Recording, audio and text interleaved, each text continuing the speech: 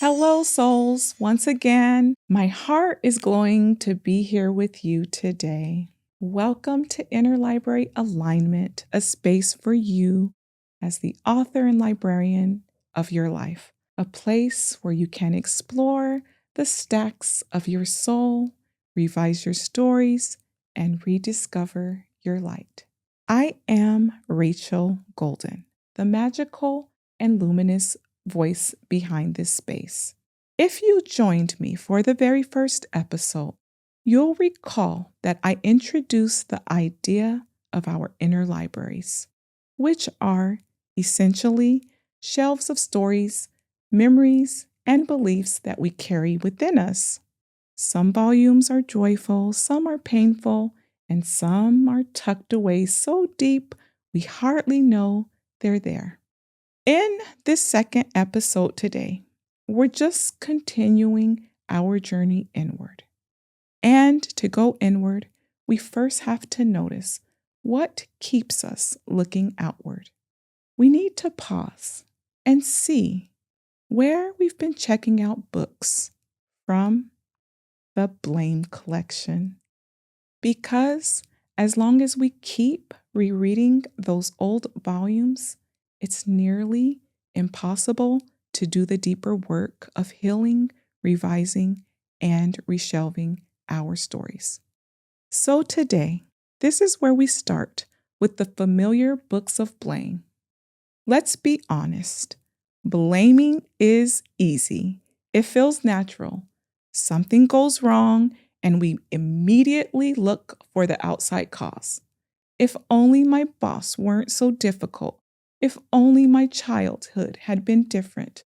If only this person treated me better.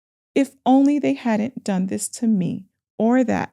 And trust me, I know firsthand how those external experiences were once real and painful. And I would never minimize anyone's experiences. Honestly, life does hand us circumstances outside of our control. And in future episodes, we'll explore why certain situations happen in our lives. And believe it or not, we'll begin to understand that we all subconsciously plan our life's lessons and how those experiences bring about these new learnings. But what I want to talk about today is how blaming external factors can become well-worn scripts in our inner libraries. Scripts where we recite so often that we forget there are other ways to read our main story. Just think of it like a reference book that you keep borrowing over and over again. It's dog-eared, highlighted, and overused. Every time you face a challenge, you pull one off the shelf. It's not my fault. If this hadn't happened, I'd be different. If they hadn't done this, I'd be happy. The problem is, these books never have an ending. Here's the tricky part. When we constantly live in blame, we actually give our power away. We become readers of someone else's books instead of authors of our own. I know blame feels safe in the short term because it means we don't have to look inside, but it also keeps us stuck, powerless, and often resentful. Let me just share a personal story along my own journey. I used to look back at situations and immediately assign blame to others, whether in relationships, professional spaces, or even in my healing process.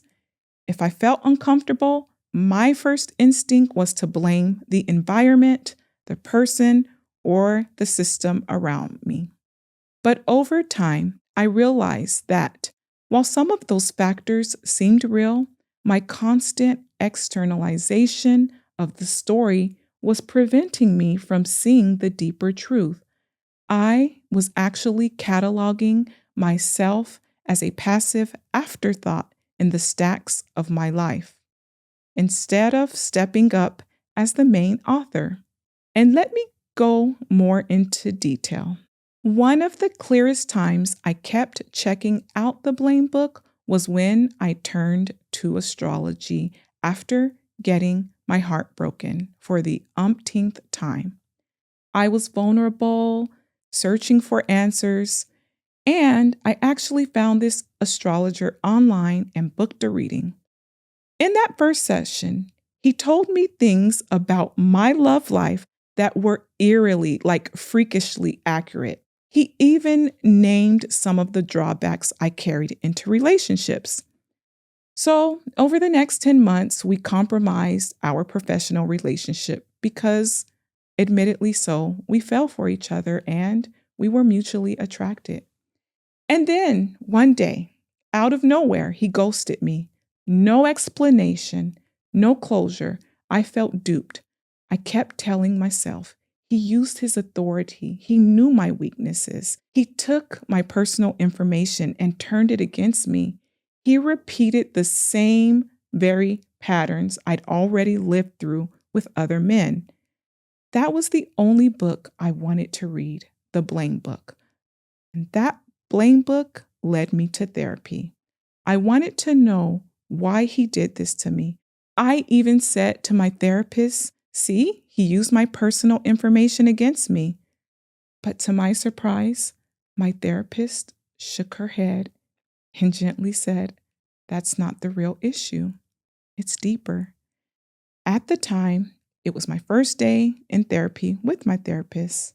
I didn't know this at the time, that she had facilitated what's called inner child regression therapy.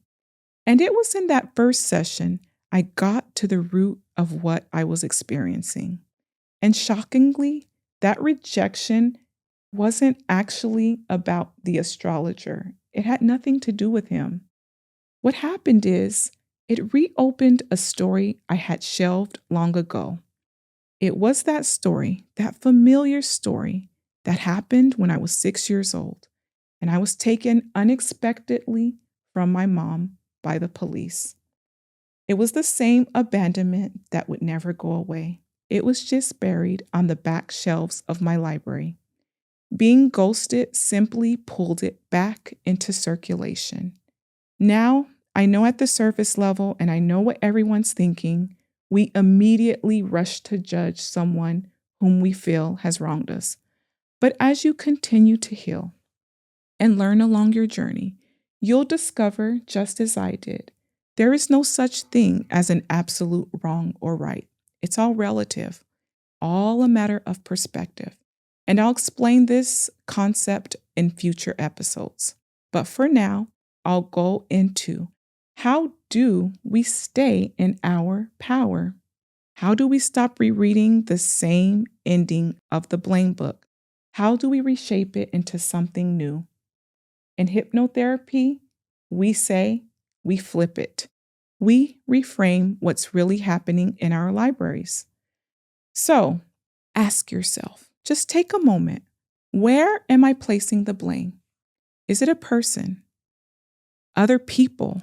Is it a situation? Is it the future? For me, I put all the weight on the astrologer. He was the source, at least on the surface. Then, notice what emotions come up when you read this story. Is it guilt, regret, anger, frustration, or even anxiety? For me, it was anger and betrayal on the surface, but beneath that, it was abandonment, an old emotion resurfacing. And then finally ask, what can I learn from this? How can I apply that learning so this mistake isn't repeated? The learning wasn't about never trusting anyone again. It was really more about recognizing the deeper wound of abandonment so I could stop replaying it through the new characters in my stories. And once I realized that, once I saw that, I could reshelve the book under healing instead of blame. So here are some questions that I want you to sit with. I'd love to invite you to reflect on, what's one blame book you keep checking out? Where do you locate the source of the problem? Is it a person? Is it other people? Is it a situation? Is it the past? Or is it the future? And just connect with the emotions that arise. When you open that book, are you feeling guilt, anger, regret, frustration, anxiety? And finally, if you flipped your situation, what could you learn from it? How could you revise and retitle that book on your shelf? We're going to end here. So, souls, as we close this episode, I want to leave you with this image.